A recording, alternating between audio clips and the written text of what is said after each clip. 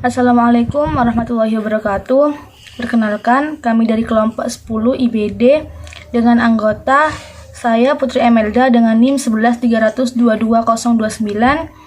Samhana Fitria dengan NIM 11302235, Isnaini Nanda Azharo dengan NIM 11302279 dan Irsadila Dwi Puspita dengan NIM 1130222167.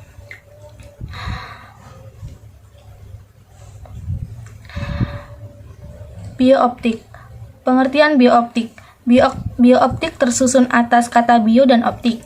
Bio berkaitan dengan makhluk hidup atau zat hidup atau bagian tertentu dari makhluk hidup.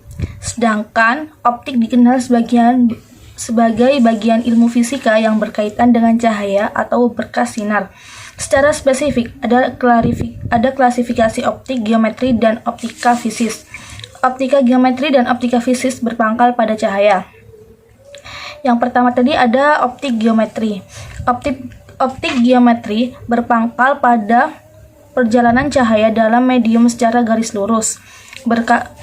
Berkas cahaya disebut garis cahaya dan gambar secara garis lurus. Dengan cara pendekatan ini dapatlah melukiskan ciri-ciri cermin dan lensa dalam bentuk matematika. Misalnya untuk rumus cermin dan lensa 1 per F sama dengan 1 per S plus 1 per S. F fokus sama dengan titik api, S sama dengan jarak, S, atas sama dengan jarak bayangan. Yang kedua yaitu optik fisik. Gejala cahaya seperti dispersi, interferensi, dan polarisasi tidak dapat dijelaskan melalui metode optika geometri. Gejala-gejala ini hanya dapat dijelaskan dengan menghitung ciri-ciri fisik dari cahaya tersebut. Teori yang berkaitan dengan cahaya adalah teori kuantum. Menurut Planck 1858 sampai 1947 dan Huygens pada tahun 1690 yang dapat dijelaskan sebagai berikut.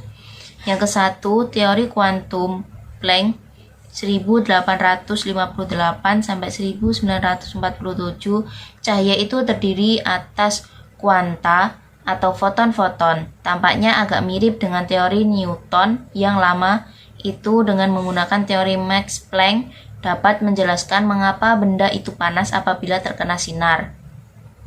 Yang kedua, Huygens 1690 menganggap cahaya itu sebagai gejala gelombang dari sebuah sumber cahaya menjalankan getaran-getaran ke semua jurusan. Setiap titik dari ruangan yang bergetar olehnya dapat dianggap sebagai sebuah pusat gelombang baru. Inilah prinsip dari Huygens yang belum bisa menjelaskan perjalanan cahaya dari satu medium ke medium lainnya. Pokok bahasan. Yang pertama mata, dan yang kedua buta warna, yang ketiga retina sebagai detektor cahaya, dan yang keempat peralatan pada pemeriksaan mata. Mata. Mata adalah organ penglihatan yang mendeteksi cahaya yang dilakukan. Mata yang paling sederhana tak lain hanya mengetahui apakah lingkungan sekitarnya adalah terang atau gelap. Indera penglihatan terdiri dari 3 komponen utama. Mata yang fokuskan bayangan dari dunia luar ke retina, sistem syaraf mata yang memberi informasi ke otak, dan korteks penglihatan, salah satu bagian yang menganalisa penglihatan tersebut. Retina sebagai detektor cahaya.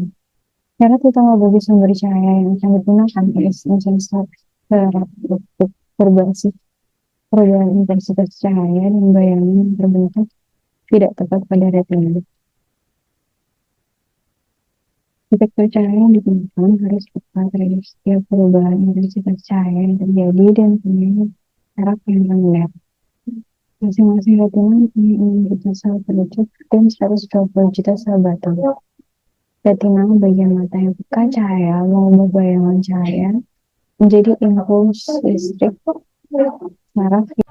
Selanjutnya, buta warna. Buta warna adalah suatu kelainan penglihatan atau ketidakmampuan seseorang untuk membedakan warna tertentu. Buta warna dapat terjadi karena faktor keturunan atau karena mengalami kelainan pada retina. saraf-saraf optik, dan mungkin ada gangguan pada otak. Klasifikasi buta warna yaitu terdiri dari trikromasi, dikromasi, monokromasi. Ada beberapa cara mengobati buta warna, di antaranya ialah menggunakan kacamata buta warna, Eyebrow, dan mempelajari benda. Peralatan pada pemeriksaan mata. Prinsip pemeriksaan mata meliputi pemeriksaan mata bagian dalam, pengukuran daya, fokus mata, pengukuran kelengkapan kornea. Peralatan dalam pemeriksaan mata dan lensa diantaranya sebagai berikut: ophthalmoskop, retinoskop, keratometer, tenometer, pupiliometer dari Einthoven, dan lensometer. Retinoskopi ini adalah satu bentuk pemeriksaan pada retina. Retinoskopi ini terdiri dari cahaya, lensa, pantul, dan kaca. Saat prosedur dilakukan, cahayanya menyinari pupil lalu akan direfleksikan melalui retina. Keratometer adalah salah satu alat pemeriksaan mata yang berguna untuk mengetahui kelengkungan kornea secara detail. Tonometri adalah tes mata yang bertujuan untuk mengukur tekanan pada mata. Apabila tekanan begitu rendah atau tinggi, kemungkinan akan mengalami masalah penglihatan.